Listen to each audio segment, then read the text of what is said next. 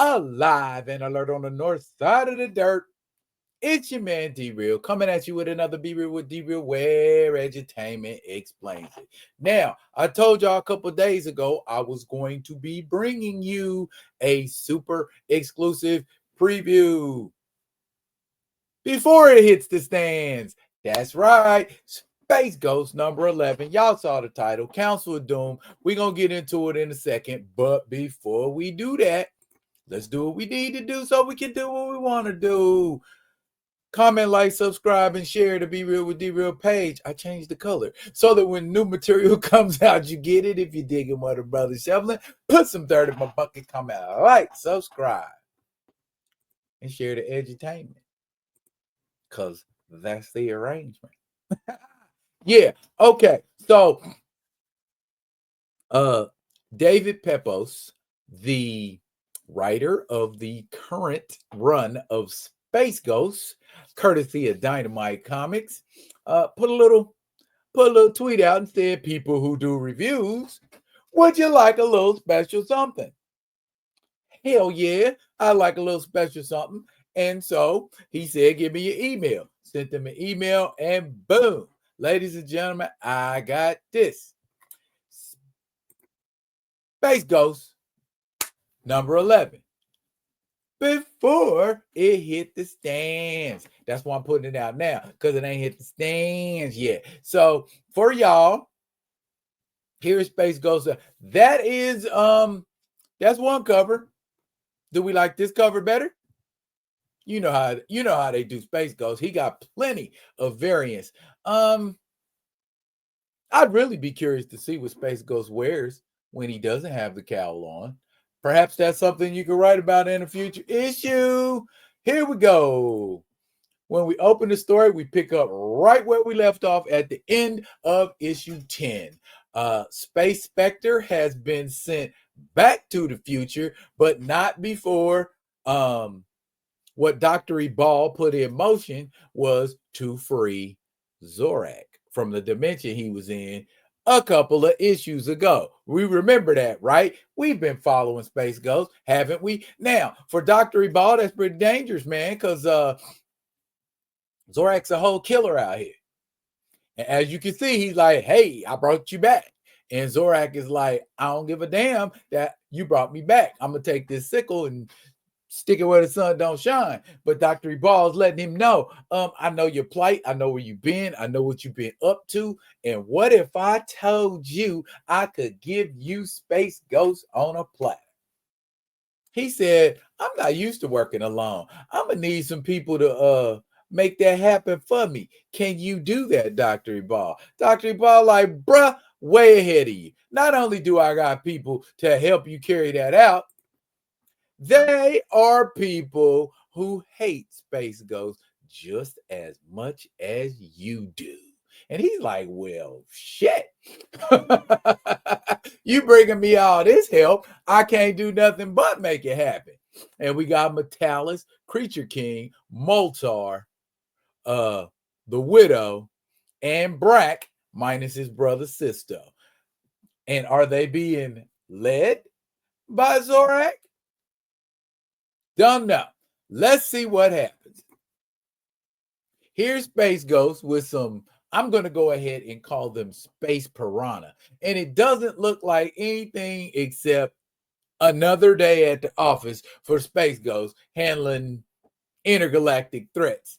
Meanwhile, Jan and Jace are of the routine. What's the routine? Being sidekicks for Space Ghost. Some of us think that routine is okay. Others may not be so content.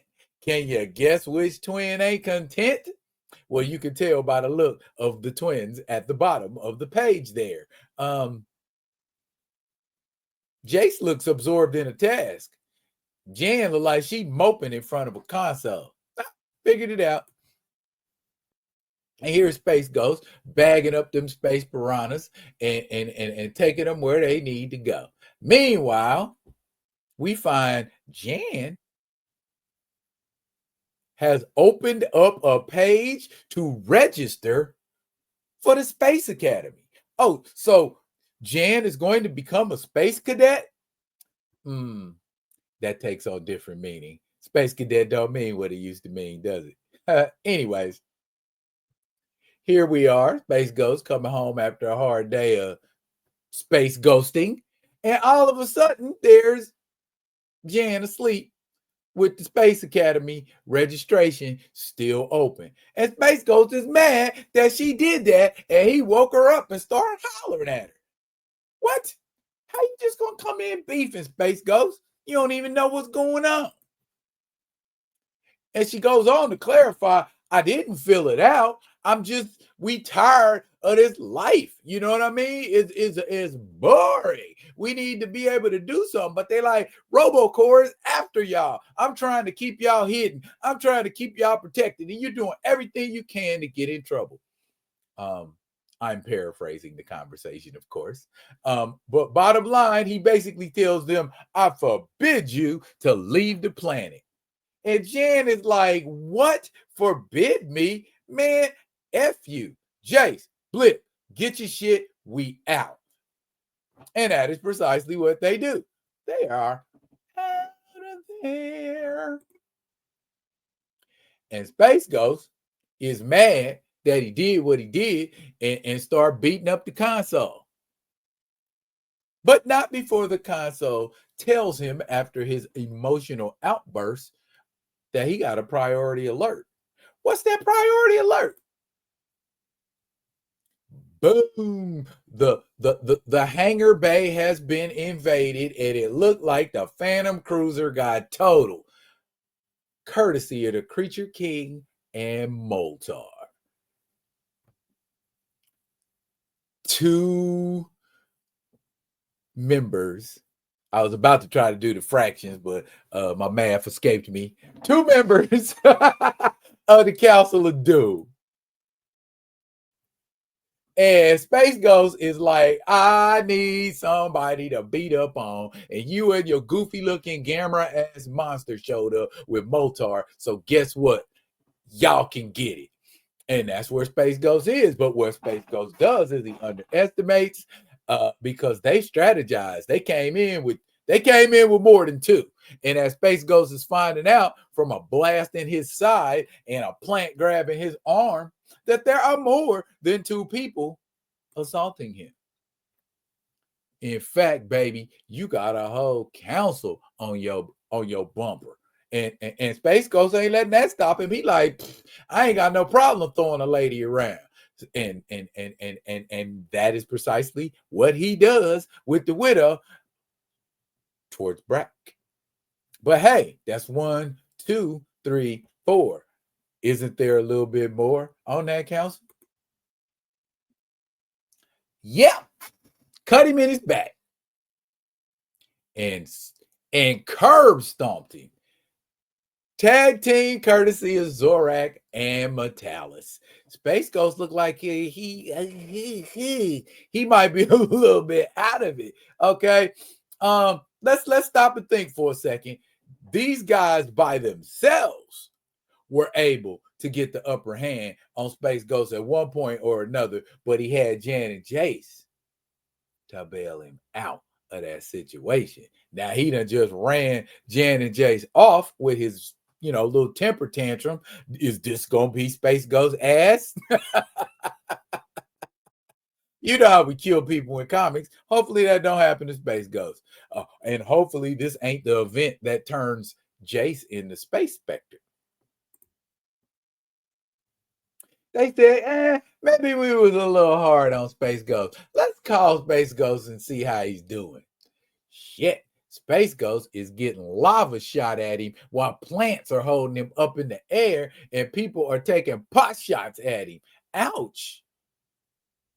And Jan and Jace zip back to the Ghost Planet to provide much needed assistance on Space Ghost's behalf because he's having more than a few problems with the council. And ZORAK is about to lower the boom, but fortunately Jan and Jace lower it before he gets a chance to. Space Ghost is struggling. Look at it. They got him bloody and on his knees. Goodness gracious, Space Ghost. You are catching it, sir. But surprisingly enough, Jen and Jace are trying to actually put up a fight. But of course, as we know, Jan and Jace are no match for one of these Space Ghost rogues. How are they going to be a match for 6 of them? And Moltar turns a dial on his belt. And since we know Moltar is all about molten lava, he just made some molten lava raise up. The kids got to get out of the way before the molten lava raise up. Nope, don't look like they're going to make it. Boom, it goes boom.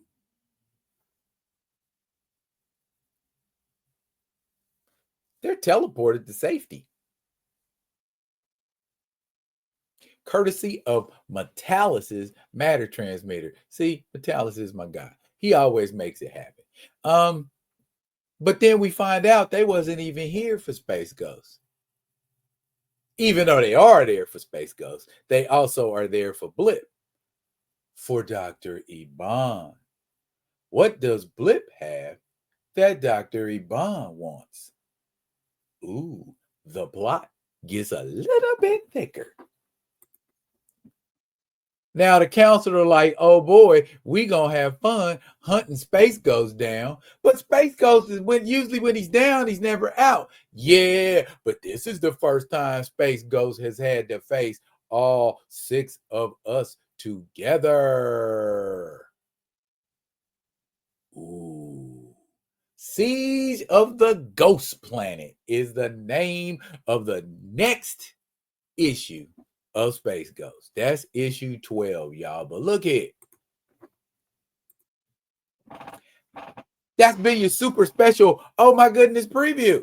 Yes, of Space Ghost number 11. Ain't even hit the store yet. Y'all can get out there and pick it up Wednesday.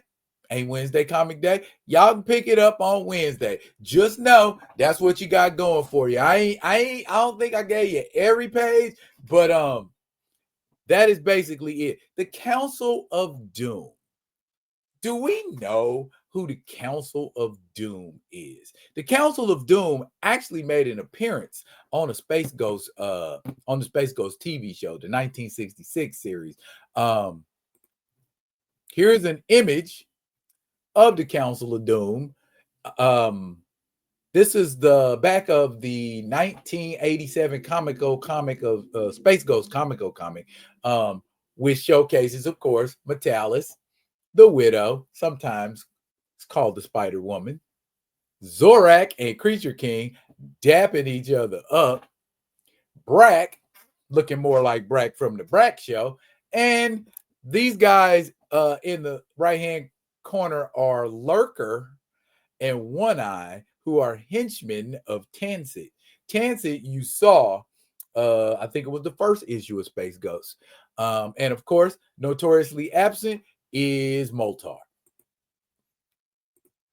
See, the council like to hang out together and do things, play poker. You know what I'm saying? They're just like anybody else, even though they share a hatred to Space Ghost. So, let's relate to them.